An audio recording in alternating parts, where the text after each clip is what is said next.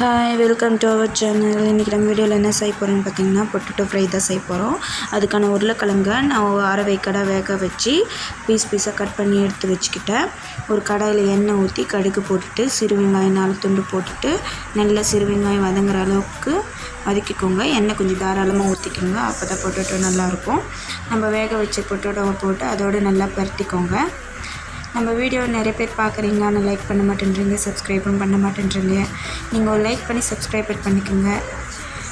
நல்லா பொட்டேட்டோவை வதக்கிட்டு அதில் மஞ்சத்தூள், மிளகாய்த்தூள், தனியாத்தூள், லைட்டாக உப்பு போட்டு நல்லா வதக்கி எடுத்துக்கோங்க. நல்லா அரை வேக்காடாக வெந்த உருளைக்கிழங்கு நல்லா வேகணும். நல்லா வதக்கிட்டு லைட்டாக தண்ணி ஊற்றி அதையும் நல்லா வதக்கி எடுத்துக்கோங்க. இந்த ஸ்நாக்ஸ் வந்து லெமன் சாதம், தயிர் சாதம், புளி சாதம், பருப்பு சாம்பார் சாதம் எல்லாத்துக்கும் நல்லாயிருக்கும். தொட்டுன்னு சாப்பிட்றதுக்கு நல்லாயிருக்கும். நீங்களும் உங்கள் வீட்டில் ட்ரை பண்ணி பாருங்கள். நான் இன்றைக்கி லஞ்சுக்கு ரச சாதத்துக்கு இதை செஞ்சுருந்தேன்.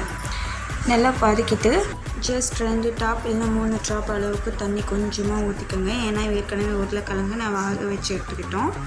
நல்லா வதக்கிட்டு அதில் உப்பு காரெல்லாம் இறங்கின பின்னாடி ஒரு தட்டில் எடுத்து வச்சுட்டு கொத்தமல்லி போட்டு சர்வ் பண்ணுங்கள். ரொம்ப டேஸ்ட்டாக இருக்கும். உங்கள் வீட்டில் ட்ரை பண்ணி பாருங்கள். என் வீடியோ பிடிச்சிருந்தா லைக் பண்ணுங்கள்.